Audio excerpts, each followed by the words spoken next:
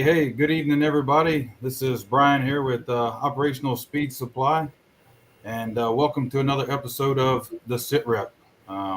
Tonight we got a guest on that we're pretty excited about, and we're going to talk some cars and a little business to help out any of our entrepreneurs out there. So, Tony Whatley, welcome to the show, sir. Hey man, guys, good to connect with you on this virtual platform, and I can't wait to share some information and get to know some of your audience as well. Yeah, hopefully we're able to, give you some of ours, some more followers, and likewise. Right on, right on. Yeah, Tony, it's good to have you on here. Thank you again for taking time out of your night to join us, talk cars, talk business, and move into the future. So I want to start with a funny story. Tony, I don't know if you remember this or not, but in 2015, actually it was 16, February of 16, I commented on a protouring.com post of yours and lowballed the hell out of you on some on some autometer gauges. So I probably should have bought them, and they were like 600 new from Summit. You had them listed at 450, which was more than fair price. And this is a case of, I guess, not knowing who the hell you're dealing with, right? So I was like 350 ship, and you come back 550 for you. I was like, oh, well, that didn't work. That's it, man. That's it, dude. It's just as easy to go one way as the other, right? I mean, yeah, exactly. Yeah, fair, I was like, right? Oh man, that's embarrassing. And it wasn't a private message either, so everybody saw it. Well, anybody that would have gotten on. I'll share the philosophy around that, because you've seen me sell a lot of things since then, and you're a customer of mine as well. And I put fair prices out. I don't like haggling. Like, to me, like, I know it's cultural for some people to put a price out there and go, well, let me add 10% because I know I'm going to get haggled. Like, that's bullshit, guys. Just put the price that you would actually sell it for and be firm with it. And if you just tell people in the ad, look, this is what I will sell it for. Don't haggle me, and price it fairly, right? Like, this is what's going to sell. And then you don't have to take the low balls. Yeah, I was pretty young in my car experience back then, and definitely, I won't make that mistake again. But I just thought that was a pretty funny story. But here's the funnier part. You had them listed since September. That was February 6th. They sold February 8th. So I did something for you there. There you go. Funny story. Speaking of story, your story is pretty fascinating. So not long ago, you posted on Facebook basically your backstory, and I was reading it, and Josh screenshot it and sent it to me at the same time I was reading it. It was the story about, and this one about where you were dead broke and working 3 jobs. Elaborate on that, because I think it's an interesting story that our audience might like to hear. Yeah, to put you in perspective, the year was 2000, so it seems like a long time ago, but it really seems fresh in my mind as well. And things were actually looking good up until that point. So to give you context, I just put myself through engineering school. It took me 7 years. I was working as a welder, a pipe fitter, waiting tables to go through school, and I finally graduated, and I bought an LS1 Pontiac, Formula. That was like my graduation gift to myself. I moved out of a little apartment, got a little bit nicer apartment, and then there was an industry downturn, and I lost my job. So here I am with this $500 a month payment, and to top it off, the girl that I was seeing got pregnant as well, and we weren't really a good match. We were good at partying together, but we were really never good as a relationship. But we tried to do the right thing. I actually moved in with her and still had my apartment to pay for, so we had 2 apartment notes. She stopped working. And we tried to sort that stuff out, but I was unemployed for about 6 months. Nobody was hiring. I mean, I only had like 6 months of experience, and it's like nobody was going to hire a 6-month experienced engineer. And so that's when I started waiting tables, and then I finally got a lower paying job that finally somebody hired. I think my salary was like 45 grand, like really low at that time. And I just waited tables 7 nights a week, and on the weekends, I was working at Motorsport Technologies. You guys know MTI and the history around that. And I was doing installs and sales and helping them build their website and just populating the shopping cart system because I knew website stuff. And so that went on for about 2 years. My son was born in 2000 in January, and man, I was just really depressed because I felt like prior to all these things going on that my life was kind of on the upswing, and then you just get punched in the nuts, like with multiple things at once. And I would say that, yeah, having him was a scary part of my life, but it also forced me to grow up a little bit and not do so many crazy things and be a little bit mindful that there's a pair of eyes watching you as a parent, right? And Yeah. so I just did what it takes, and that's what I learned from my mom and dad. They were both blue collar workers. My mom was a cafeteria worker in high schools, and my dad worked in the refineries after he got out of the Marines. And so the only way I knew how to solve that hole, that debt that I was building, was just work. And I didn't understand entrepreneurship. I didn't understand that time wasn't anything but money, because the whole life I'd lived up to that point was trading time for money.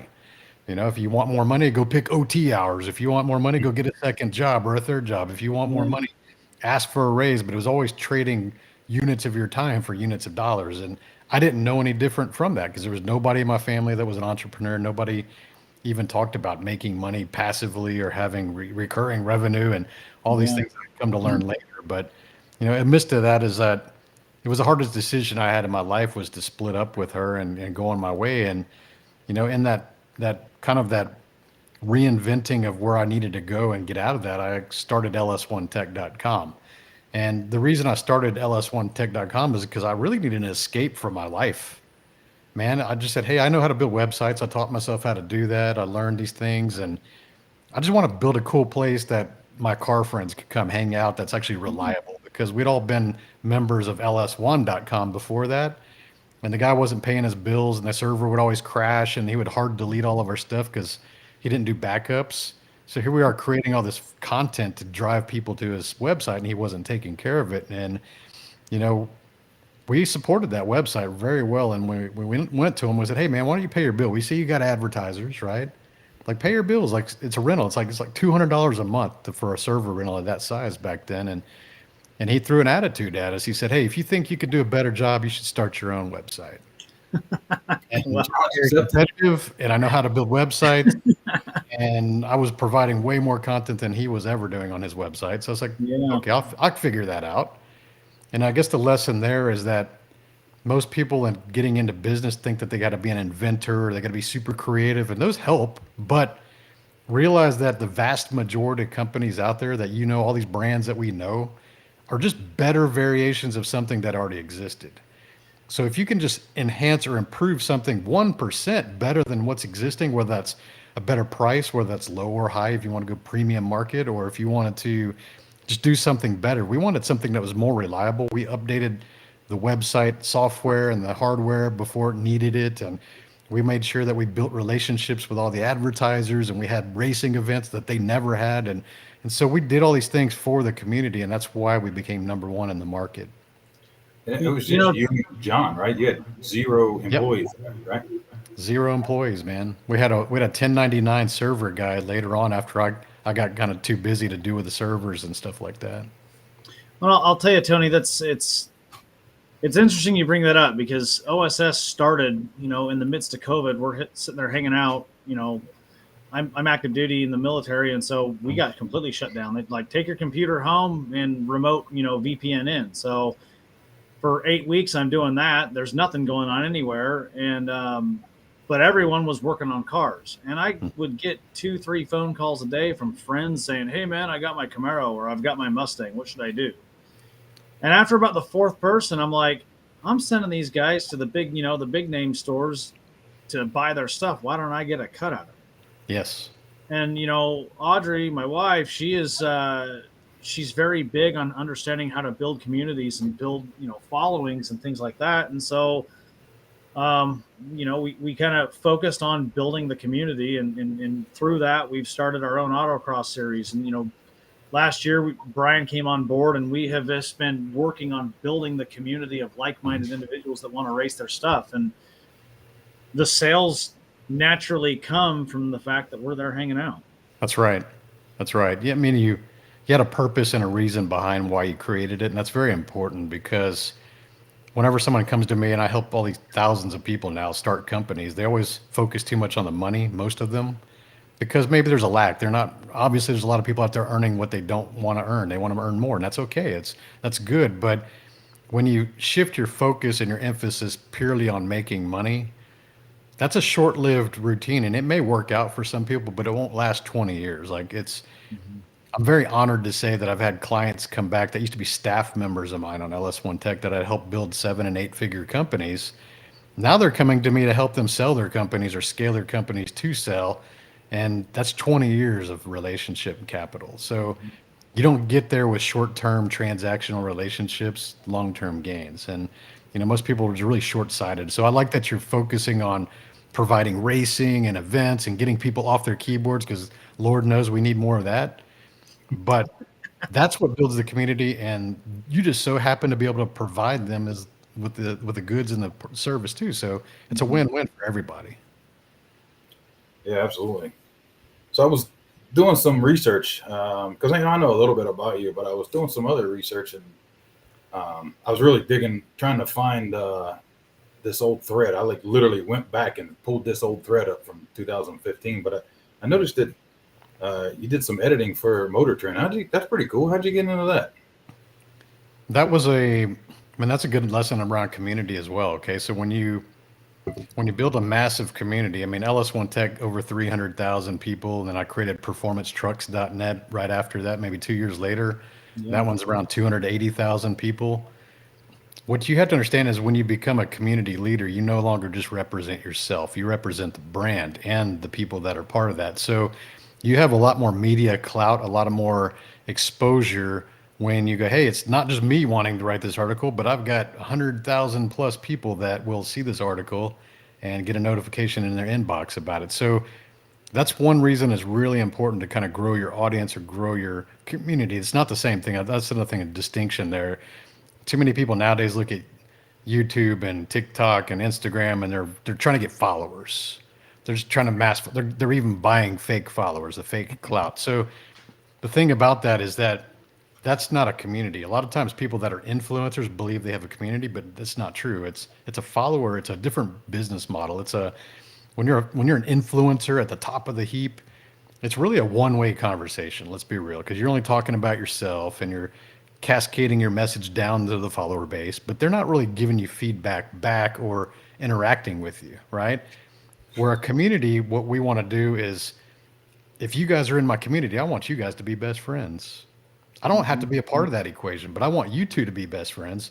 I want you two to know where you guys met each other and where you'll come back virtually to hang out. So as a LS1 Tech community builder, it was my job to facilitate connections between people, whether I was a part of that or not. Well, I'd love to be a part of that, but I can't be a part of hundreds of thousands of people's, like their network. So that's what a community builder is. And when you have that, you build the leverage to get into the media. Because, guys, to give you some data, so this is going back 2007 when I sold the company, right?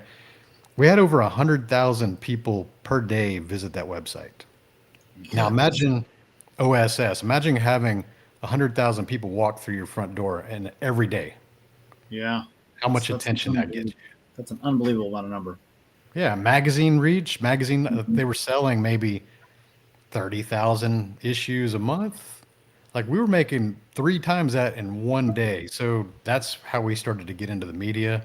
And I started writing. I love writing. I mean, you still have to be able to write and take photos. And I was very fortunate to learn photography from some of the best automotive photographers that I'd built network and friendships with, like, Johnny Hunkins. People know him from the automotive media press. And I went on a bunch of shoots and I held a bunch of reflectors and handed him a lot of equipment and did all this stuff. But he was teaching me as he was doing it.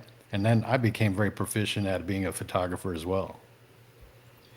You know, it's interesting you bring up that, getting other people to be best friends in the community. One of my best friends I met through LS1 Tech, and I was getting ready to move from North Carolina to Tennessee, and I was on there. I had a Pontiac GTO at the time in '04, and he had an '05, and we had talked back and forth in the forums about our Pontiacs for God almost a year before I got there, and then I get there, go to the drag strip one night, and boom, hey man, and now 12 years later, fast forward, no, it's 14 years later now. He's still one of my closest friends. Awesome, dude. Yeah, I mean, I would say that LS1 Tech's been very responsible for a lot of lifelong friendships. some virtual enemies, and probably caused a few divorces in there as well. Well, I mean, it wasn't ls1tech.com, but I mean, the protouring.com is how Josh and I met. Yeah. Noticing he was right here local to me. And then we just got talking on there and then met up, I think, for lunch or whatever one day. And, Well, I don't even know Brian invited me to his change of responsibility. oh, that's what it was. Yeah, I'd never even met him. He's like, "Hey, come to this ceremony for me." It's a military ceremony, and went there and hung out. And he's like, "Man, I'm so glad you got here." And then, fast forward 6 years later, and we're rocking down the fast lane with this business. Dude, Yeah, and you never know how it happens. It's crazy, and protouring.com, Larry, awesome dude, and he reached out to me early on because he actually is, if you've met him, he's very humble. He understands, like, he knows that there's other people out there that have information that he doesn't. He wants to fast track the results. So he saw us running LS1 Tech, and we had a conversions and hybrids, which is kind of like the pro touring section on that website.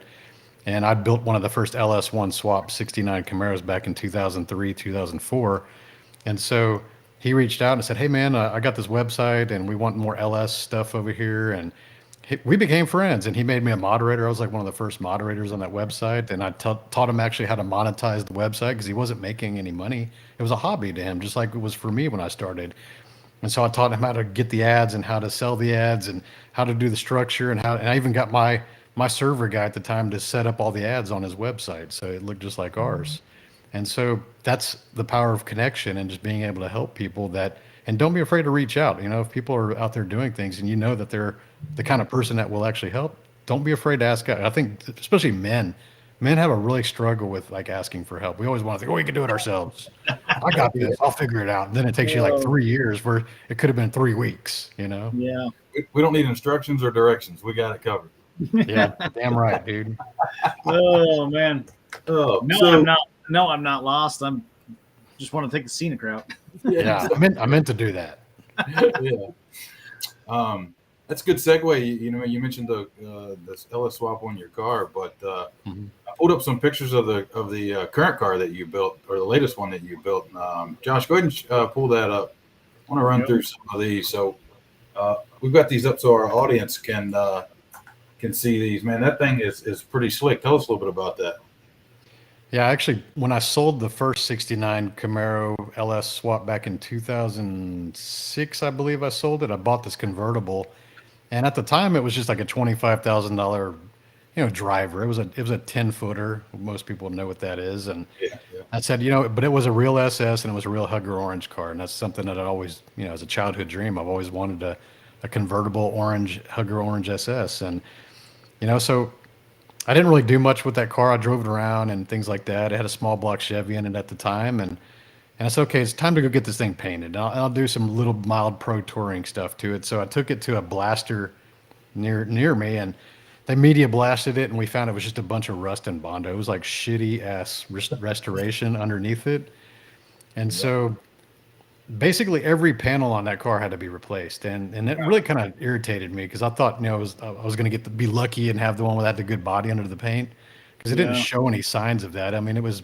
done probably in the mid '80s, but I guess it wasn't really ever stored outside. It wasn't driven a lot, so it kind of didn't bubble up or rust like normal Bondo, and so it sat there for probably a good year. Like I was just kind of like, oh shit.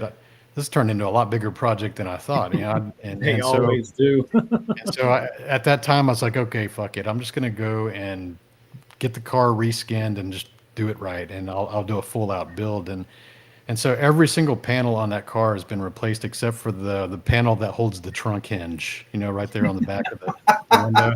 So all the floors have been replaced. The subframe was good. The frame rails in the back were good. All the internal structure was fine, but all the exterior panels, the entire front clip and everything. Actually, we got to reuse the hood. The factory hood fits better than the repros. So that is the original hood as well.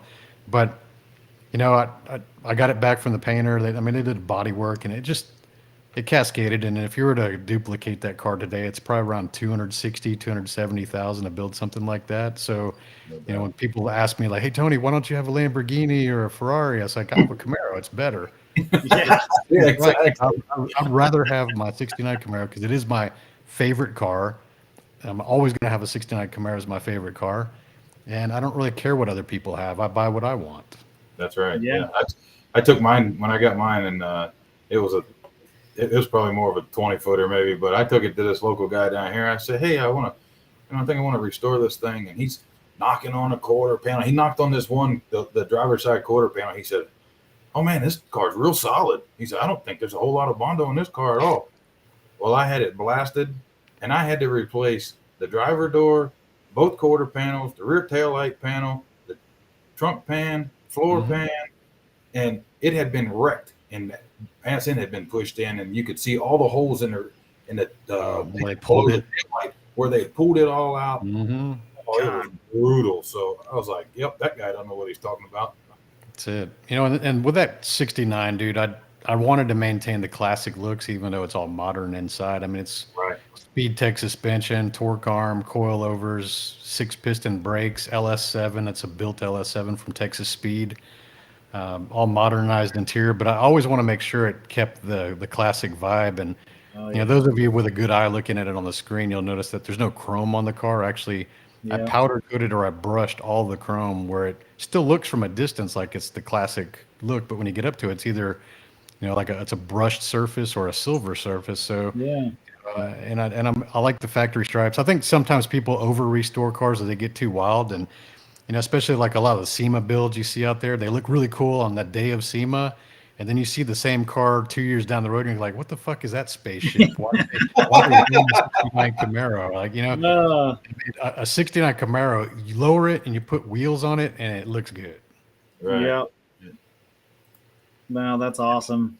Yeah, that thing is That's pretty awesome. sweet. The Yeah, there you go. you brush the bumper, huh? Yeah. Yeah, Yeah, we had all of that brushed. That's um, that's a lot of attention to detail. I don't think people realize how much that takes to that attention to detail to get to that that level, especially with the brushed look and everything. I mean, that's very clean. And the quarter panels on that car are widened about an inch on each side to fit a 345 tire. So nobody builds convertibles at that level. I mean, that was one of the easiest ways to get on a cover of Super Chevy. Was like everybody builds 69 coupes, and I like coupes, but nobody builds a convertible the way I did. And I was like, that's how it's going to be different. I mean, if this was a coupe, yeah, it's a cool car, but there's a shit ton of orange 69 Camaro Pro Touring cars. Yeah. But Brian, that brings up a point, man. He's got 345s under that Haas. I think we need to get to work, man. I know, right? Narrowed frame rails, mini tubs, narrowed axle 2 inches on each side to get that real deep lip. Nice. Yeah, that's what year is that? A Chevelle back there in the background on the lift? That's a 70 Chevelle I got. Nice. You still have it? I sold that about a year ago to a friend. I've been bugging me for 10 years, but I have first right of refusal. Like if you sell it, I get it back. Yeah, that's good. I didn't know your wife was in there. My bad. Yeah, there she is. She likes the cars too, man. So That's cool. well, that's cool. Yeah, no, that car is pretty great. That's good stuff. And so the blue one was a Viper. You have a white one now, don't you? I still got the blue one and the white one, but okay. I like American cars. I mean, I love all cars, but people always ask me why I buy certain things, and like I said, I buy what I want. And I was raised in a patriotic household, and I like American cars. I don't have anything against foreign cars. I just would rather have a bunch of American cars. And if someone were to ask me like, what are the 10 cars I would buy? I'd probably go buy one of every 1969 Camaro model and color I like, and I don't really care what other people like. That's like me, that's who I am. Well, I want to mention something before I forget, because I was trying to segue into it earlier, but it was okay. You mentioned your dad, the Marine. He was he's a Vietnam veteran. That's good stuff right there. Yeah. So salute to him. You talk about cars. I think I remember you saying life's too short to drive boring vehicles. Yeah. And you got your Viper, and then the Jeep Gladiator. That I think you had Forge Line do some wheels for that. Yeah. Trick that thing out. Same thing with your Ram TRX. You had them build some wheels for that too, right? Yep. Yeah.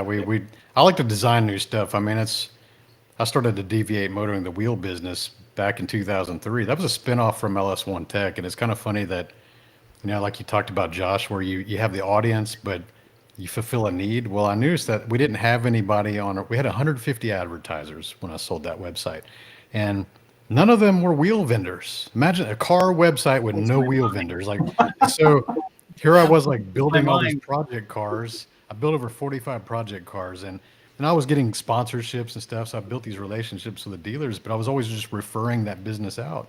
And everybody's asking me for the fitment, like what fits, what offset, what finishes would you pick? So I'm wasting all of my time on these emails helping people. And then the light bulb comes on. I said, why don't I just sell them? Like Just they're asking sell me, them. like, why don't I just sell them the stuff? Yeah. And so I got on the phone and I called the vendors, and some of them had really high buy-ins, but I just did a group purchase because I had a website. So HRE's like, you got to spend $40,000 on the first order. I was like, okay, cool. Give me a week. And they're like, what? Yeah. And so I went and had a group purchase and discounted HREs and sold probably like $100,000 worth of them. And so, that's how I got into the business. And the funny thing is, when this private equity company came in and bought LS1 Tech, they weren't interested in any of the retail. They just want the audience and the ad traffic. And I was like, you don't want the retail? And they're like, no, we don't want that. So I just created Deviate Motoring and carved that out of the LS1 Tech. Wow. Nice. That's cool. Crazy. Yeah, that's awesome, man. Like, when you think about it, you feel you find that need, you feel that need, and it explodes. I mean, quite truly. Yeah. I mean, you gotta have a passion for it, though. I mean, I was even putting wheels on my old shitbox cars back when I was broke, right? Like, so I always love wheels, and I've always been fascinated by how wheels can change the car and the entire attitude of the car. And I see a lot of times people focus on paint and body, and they think that's the thing. And you see these guys, they'll go spend $3,000 to get ceramic coated on their car, but they'll put shitbox wheels on their nice car. It's like, dude, if you would have just put nice wheels on the car instead of ceramic coating, which nobody can even see, the entire car would look completely different. So, and then you're like, well, paint quality is important. Like, no, it's not, because if that were true, then rat rods and resto mods and like that were that an original paint, like the patina cars, they wouldn't even exist if that was more important. So wheels and stance are the most important visual aspect of any car, whether that's lifted or lowered, because that's the thing that changes the attitude of the car. Well, I'll tell you, last year I was running some 17-inch Steelies on my Camaro. I got a third gen. Mm-hmm. And when I made the move to 18 by 11s and put 315s all the way around it, that car's attention went from nothing to something in a matter of overnight. Well, that, and it handled like 20 years better.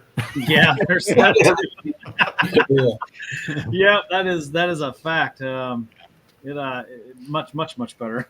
Yeah, it's like, and it's funny because we'll complain about the loose steering of older cars, right? And you think it's the steering. You're like, oh, this old steering. It's so, the wheel's so loose and I can go straight. And you're like, we're complaining about it. And then you put like a 10-inch front wheel on there with like a 295 or wider front tire. And it magically feels like a new car. Like, it literally tightens up the steering. And you're like, what? It wasn't ever the steering. It was the shitty little puny narrow tires the whole time. Yes. Yeah. And I'll tell you, it's funny you bring that up too, because I'm running the third gen Camaro and I've still got the factory style steering box and everything. Yeah. We've moved up to an 8-to-1 steering box in that thing from turn one, and still running that factory style setup. And I'll tell you right now, that thing has as much, turn in. It's as quick as any rack and pinion car I've ever drove. Yeah. And it's still on an old school steering box. So, dude, I get it. The first 69, I put the modern rack and pinion in it, thinking like, this is the cool thing to do because everybody's doing it. Man, that thing was a pile of junk, and it didn't have the same turn radius. It would actually turn left sharper than it would right. Like, and it was centered. Like, there was just something weird with that setup. And I was like, I don't want to deal with that, fourth gen F body crap in my 69 Camaro. So the one that you guys just saw, the orange one, I actually put a stock style steering box in. Detroit speed, it's a different ratio. Yeah. But if you put good bushings in there and good parts and everything's tight, dude, it feels like a new car. It really drives like the Viper. It really does. Well, yeah. I mean, we were running, a couple of us were running up at Camaro Fest about a month ago. And, I took second place in the third gen Camaro against a sea of fifth and sixth gens and well-prepped track cars. So a little bit of work and some research on where to get that thing set up and how to align it and everything. And you can really make an impact. Oh yeah, man. Third gens were always a sleeper, though. I mean, torque arm and capability to run really wide front tires. So Yeah, it's a fun one. So, Josh, like you said, he started this in 2020, the OSS stuff, and when I came on board in December, I thought, all right, well, I've never done any of this before, but I know some folks and I have a passion for it, and I got to learn some stuff, right? yeah, So the first thing I did was get on Amazon, and I bought this little book. When it came in, I thought maybe I bought the wrong book because it's so damn thin. that's right. That's by design, by the way. But it's got this book has got a wealth of knowledge in it. I appreciate It's that. it's got a ton of knowledge, and Josh and I discuss it, and we use a lot of your techniques and your advice, and some of those that I went through it again and pulled out some quotes from you that kind of resonate with me and Josh and stuff like that. So Okay. if you don't mind, we'll run through those. And Yeah, man. I need a refresher. It's been a few years since I've heard anything from it. So so chapter 1, you said, consider your time. Would you prefer to earn more or less in the same time? And then I added this piece because you've said that, my wife, don't sell cheap products, because you're gonna put the same effort in, right? mhm. So that's It's funny you bring that up too, because I'll bet I get an email at least twice a week from some import company trying to sell us bolts or lug nuts or Yeah. freaking mufflers or whatever else. And just Yeah, those little things, the little trinkets and little mods. I mean, those are good to increase the overall sale on top of something. If they're already buying a bunch of stuff and it's like sprinkles on the cupcake, right? But I see too many people, especially in like outside of cars, like everybody wants to start a t-shirt company nowadays. You notice that? It's like, I want yeah, to start my own t-shirt brand. And I think that's a great way to learn business and maybe have a creative outlet. But do you want to make money doing that? Because it's probably not going to happen. I mean, you got really low odds. And to sell a t-shirt, you might make $4 or $5 profit per shirt. So you got to sell a whole lot of t-shirts to even make $100. You got to sell 20 shirts. Like you got to bug your friends like 20 times to to buy enough to make $100. Like not really a good business model, right? So it's even with the wheels, like Ford Stars, like the lowest price wheels I sold. I used to sell really inexpensive, like the Repros and things like that. yeah, But I realized that people that were buying at that level were also very picky because they probably had to struggle to buy the repros, right? yeah, And so if there's like a speck of sand that you could pull out your magnifying glass and find, it's got a speck of sand in the powder coat. Can I get a refund or can I get a new one? It's like, what? yeah, What is this? And you send a $10,000 set of HREs to somebody like, hey, cool, looks good, man. Thanks a lot. So yeah. it's the same effort, like you said, to sell the cheap and the expensive, but it's a different level of customer, and it's not to insult people that are not at that level, but it as a business owner, you only have a certain amount of time and a certain level of sanity that you can deal with. So why not make it easier on yourself if you have the potential to do that? So yeah. But you bring that up, and we've through our racing. Brian and I have both made a lot of relationships with a lot of different people, owners of companies, different things like that. And we've gotten set up, through those relationships and that network that we've built. And a couple of them, they've got buy-ins and stuff, and they've worked with us on the buy-in and everything. And I was nervous, like for one company that we just got set up with, I was nervous about getting us into it. And I talked to Brian about this multiple times. I'm like, I just don't know if we're going to be able to push these products. They're expensive. I don't know that we have the following that's going to want to buy this. yeah, But I'll tell you what, we've been set up with them for a month, and we've already sold what we would need to for an entire year's worth of buy-in. dude, that's awesome. That's So awesome. there's a fear factor in those selling the more expensive stuff, but at the same Yeah. time, if you just kind of put that fear aside and just go for it, a lot Well, of times, here's a good lesson for a new business owner, Josh. And this applies to a lot of different businesses, not just automotive. When we grow up without a lot of money and we start to earn a little bit, I want you guys, like anybody watching or listening to this, think about like a car that you used to want. You know, like when you're younger or you didn't have money, like you just like, oh, like for me, it would have been like, I would love to have had like a CRX with a pair of 18s in the back, but The whole that was like X. at the top of my range. Like, man, if I wait tables an extra 4 shifts per month, maybe I can save up enough for a down payment for a used Honda CRX with 100,000 miles, but it had to be a manual, right? Like, so we have our own limitations on what we think is like possible or what we would like to desire. And as we earn more, we kind of stretch that, right? And so what happens is when people get into business, they bring their old belief system into their business with them. So Yeah. where I'm going with that is like let's say with wheels, because we all like wheels. You know, when you see a set of wheels like HREs and like, oh, those start at $8,000 a set. You may not be comfortable at this time spending $8,000 a set. So you're like, oh, I don't know if we should sell those. You know, like, because to you it's expensive. See, but you have to realize that $8,000 to some people might as well be $800 to some other people, right? It's relative. Where don't base your pricing, especially on your service, like your hourly rate. That's another one I see a lot of shop owners do is they kick themselves in the nuts by charging too little because their Yeah. comfort level is low, right? And when I go, hey, well, what's your backlog? Oh man, we're like 6 months backlog. That's like your prices are way too low. Huh, well, everybody else is charging around the same. It's like, do you want to be everybody else? Do you want to be average or do you want to be the best? Like if you're average, why would they think you're the best? Charge Yeah. what the best would charge. And so you get your shop rates over $100 an hour and you get them up to 120, 150, like wherever your demographics can, do this. But I always think about your pricing, especially on service. Make sure you're setting that price to you're not having longer than a 2 month backlog. And that's going to hurt a lot of people's feelings. You're going to turn away people are going to have to say no a lot, but you will stay busy with a 2 month backlog, which is perfect because people aren't going to get upset that things are taking too long. And you're going to have the people that were willing to pay you more for quality, not the people who are trying to low buck for the bottom dollar. Yeah, and I'll tell you, that's another quote coming out of your book. Know your worth. Yeah. That was a big thing that resonated with us.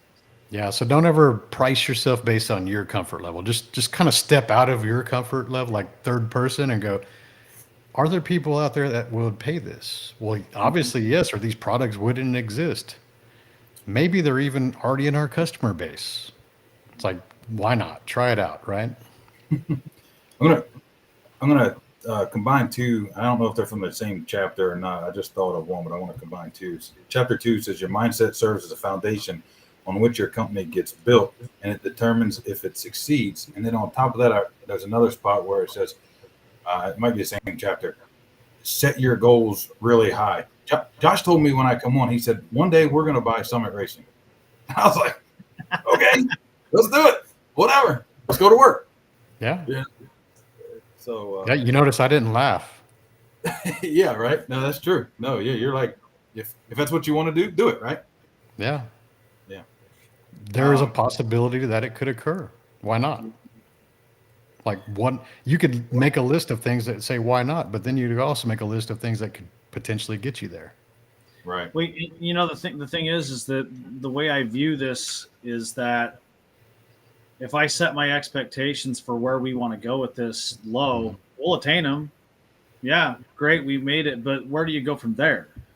I set the expectations and our goals for reaching the maximum potential that anyone could possibly reach, and there's a lot of learning that goes with it. But I'll tell you what, that in the 2 years that we've been doing this, and the amount of knowledge that I've gained in this, and that bringing Brian on and gaining this amongst ourselves, and learning how to market, and learning how to run a website, and learning all of these things, it's giving me a deeper appreciation for when we are able to hire someone to outsource. I have an employee, or we have an employee now that is managing our website. We have an employee that is now managing our marketing, and it gives a newfound appreciation for those people and the work that they do and what that means to the company. And I think that appreciation goes, above and beyond. And, I got one guy that just commented on my personal page that can't see here, but he says, he's willing to pay more for dang good customer service. And I'll tell you, this guy's one of our best customers. And, he is always posting up about us taking care of him and helping him out. And we are one of his first calls whenever he needs anything. And I'll tell you, I appreciate that. So, Jason, if you're still watching, man, thanks, brother. You're awesome. And, we appreciate you and being able to provide that to you. Hey, Jason, the rates are going up. Hate to tell you. Yeah, exactly. This one here, this one from chapter 7, it really resonated with me because I guess, was it not this past weekend before last, we were in UMI racing, and yeah, Ryan, good dude, man. Yeah, he's great. That facility, you've been to the facility yet? I have not, man. I've been threatening to go out there someday, and yeah, Ryan, I remember when Ryan first started UMI, he was one of our first advertisers on LS1 Tech. So going way back, Yeah, he's doing great things up there with that track, and it's phenomenal. The event coming up this month, King of the Mountain, is an awesome event. What he's doing up there is just really, really good stuff. Another guy that I know has read your book. People made fun of him for buying that track. That track has created a tight-knit community that is unbelievable. People don't realize this stuff. They go, "Oh, why would you want to buy some old track and waste all your money, getting it back up to snuff?" And man, you got to have a bigger vision, and that's what he's built for that. And I think that's awesome. Like, I want my own track. I mean, hell, who doesn't, right? Well, I was going to skip this quote, but before I get to the chapter 7 quote, now that you said that, chapter 5 says, "Money is meant to be invested to create growth. It isn't meant to be saved in some low-interest bank savings account." So yeah. That's exactly what Ryan did with that track. Yeah, it's property. Property values, investing in the property value goes up. So why not, right? It's like having a large bank account that looks like grass and asphalt that goes up in value that you can enjoy. You can actually make business out. You can actually make money from that. Yeah. But as I was saying, when we were up there and we presented somebody with a little gift. You may have seen some of the posts on it, but Josh made a kind of gave everybody, there's a big crowd standing there. It's the award ceremony. And he really gave a background about what OSS is and who we pay homage to and everything. So this quote really resonated with me. There's kind of two of them in chapter 7. It isn't about who you know, it's about who knows you. And tell a story. Humans are fascinated by stories, and we tend to buy based on emotion. I bring that up because immediately following that, I had a shop owner. I don't know that I want to mention him, but he came up to me and he says, "Hey, what exactly do you do?" And I said, "Well, drop ship." And he said, "All right, message me. I want to work with you guys." And he's a big time builder. And he said, I think I can help you out and stuff like that. So that's, that's building that community. That's networking and building those connections and stuff. Yeah, man. It's, even like you said, you drop ship. That's not what you do. You know what you guys really do? You sell enjoyment. You sell fun. Yeah. You don't sell car parts. You sell fun. You sell escapism. You sell people's passion is what you sell. And if you focus on that, selling the car parts is just a way to get to there. But what they're buying is happiness. Like, you guys are like ice cream men with a dyno and stuff. That's what you really have to think about. We are selling happiness, and anything that we're doing that makes a customer unhappy, that's where we should be fixing, Yeah, definitely. It's sorry, go ahead, Josh. I was just gonna say, man, and it's when I get guys, and on my personal page, I've got people that are hitting up comment and everything, about what we've done, and you talk that happiness piece, and I think that's a huge thing. We run these Clarksville Autocross events, and people come out to these things from all over the place. I mean, we've had people Brian came in for one of them, but we've had people that recurringly come from as far away as 3-4 hours away to come race with us. Oh yeah. They leave with a big giant smile on their face. And, we had a guy show up and he races with us all the time. He's got an old S10 with a 5.3 in it.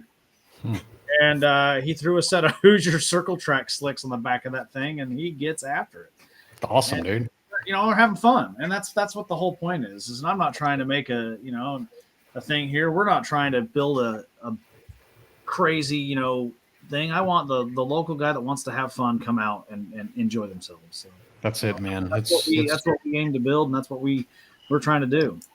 That's it, man. If you keep it fun, you'll always enjoy what you do. I mean, we've all had jobs where we get up and we can't stand going to that job, and I've seen so many people, even in the automotive space, that kind of get burned out because they're just not enjoying what they do. I mean, how many guys that we know that are shop owners whose personal toy is like collecting dust or broken and just neglected? It's because they get burned out on what they do, and it's because they maybe don't have the efficiencies in place. So here's a problem I see also with small businesses. 'Cause I think that this show will probably attract a lot of people, especially on YouTube or things like that, is that whatever technical skill that you have, whether you're a fabricator or a mechanic or a tuner, whatever technical skill you have, like that's great, but don't think that that's going to determine your success in business, okay? Because I've seen too many people that were like the lead mechanic of a shop go start their shop, and it's good for about 6 months, but then they realize they're getting punched in the face by business stuff. Like they didn't learn and invest in that skill and that knowledge, or even the mindset. So they're just getting hammered from all different directions. They're texting and emails, and people are unhappy, and parts are taking too long. Their cash flow is all screwed up, so they're not be able to buy parts. They're having to sell jobs to pay for the job that's in their bay. I mean, it's like this mess, right? And it's because people rely too heavily on their technical skills or their specialized knowledge. But I want you to understand that that's 50% of your business success. Like whatever, you may be the badass fabricator, the badass mechanic, the badass tuner, badass in sales. That's worth 50% of your success. Yeah. The other 50% is actually understanding business management and leadership and financials and all the other things that related to business. So whatever time and money you invested into learning those skills you have, you better be damn sure you're investing that same amount of time and money in learning the business side if you want to be really successful. Good deal. The last line of your book, and this is where we'll finish up with the book, and I think this is probably, you put it in it, this is the most important message, especially for anybody that thinks they are an entrepreneur or wants to be an entrepreneur. Get started. Get started. I mean, we all know people that talk about someday I'm going to do this, someday I'm going to do that. And what I like to do is I pull up my phone and go, okay, I'm looking at this calendar and I don't see the word someday on any of these days. So is there an eighth day of the week that I don't know about that's called someday? Because I want to make sure I hold you to the actual date. So what is the date? And then they're like, oh, because they've never been called out like that before. Right. And so imperfect action is better than no action.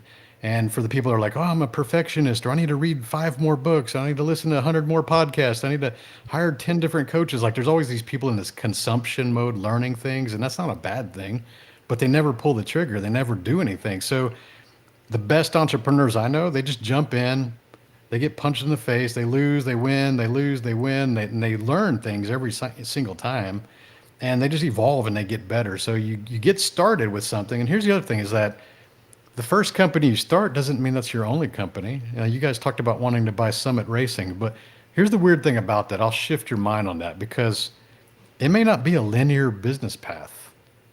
It may not be that we build OSS and OSS becomes this huge conglomerate and we have all this billions sitting in the bank and then we can go buy the market share, buy out our competitor. Like that's one way of thinking about it, but it may not be that linear. It may be like, we build out OSS, it's cash flowing, we start manufacturing our own parts with our own brand. Private equity comes in and they, hey, we're going to buy your company for $50 million. You're like, oh shit, like that's real money. So you sell it, you exit, you go take your 50 million, and then you go play in real estate or whatever you want to do with it, things you can play big with that money. And then you amass hundreds of millions of dollars and you go, hey, you know what? Let's go buy Summit now. Yeah. See? It's not just a direct path. It may take a couple of left and right turns before you get there. That's it. That's in the book. I call it staircase businesses because a lot of times people do not get started because we all have a dream business, right? We have a dream business, but then you go, well, what would it cost for me to own a Ferrari dealership with a road course in the back? Well, I probably need at least $2 billion to start to get that license from Ferrari and have a Ferrari dealership and be able to fund the racetrack in the back. But I don't have $2 billion, so I guess it's not meant to be. I'm just not cut out for entrepreneurship. It's just never going to happen. And so they quit. They go back and get a job. They do something else. So be realistic about what your skill set is, what your financial situation, what your time situation is, and then start something that you can achieve success in and realize that that may scale up enough where you sell that and get to the next level. Yeah. Because here's the other thing we don't talk about in business a lot is that if you're really wanting to become rich, like very comfortably rich, be a multimillionaire, it rarely happens as an operator working in a company, even your own company. It takes 20, 30 years a lot of times to be at that level, to get that level of income. But the biggest steps always occur when you sell, always. Yeah. So you build something with intention to sell, which means you got to have a good profit, processes, systems, and people in place. Yeah. But you build it, and if you operate it that way with intention to potentially sell at all times, when an offer comes in, it's going to be worth a lot more because that's the multiplier effect. Because, like LS1 Tech, real numbers, we were making about 400,000 a year profit. So good numbers. Became a millionaire just from running that for a few years. When we sold it, it was a 5x multiple. So you think about that, $2 million like is a big step. See? Yeah. So it would have taken us another 5, 6 years to create that level of income from one transaction. So you become a multi-millionaire when you start building things that you could sell because there's this multiplier effect that I didn't know until I went through that. And most people don't talk about this stuff. People that sell companies, they don't want you to really know about this stuff. Yeah. But the profit you're making, let's say you make $100,000 a year profit in your business and you've got people in place to operate it. You're not embedded in the company anymore. You've got processes and systems. You got a sales structure, all these things. $100,000 profit doesn't sound like a lot of profit, but your company's worth $500,000 right at that moment. If you make $500,000 profit, you're going to get 4 to 5x multiple that. Your company's worth $2 million. See how it works? Yeah. That's Wow. I'm going to second Tim Gordon's comment there. He said, "This is some valuable information. I feel like I should buy that book." He's a Pennsylvania state trooper. Hey, man, I was an oil and gas guy for a long time, so I get it. Yeah. Tony, man, we're pushing the hour. I tell you what, I can't thank you enough taking time out of your schedule to come and talk to us. Just this hour, I've learned a bunch on top of reading your book. It's the between the lines in the book. Yeah, That's it, yeah, guys. exactly.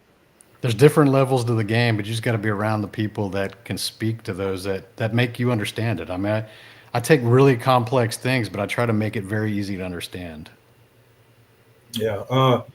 So how can our viewers find you on social media and follow you and learn more?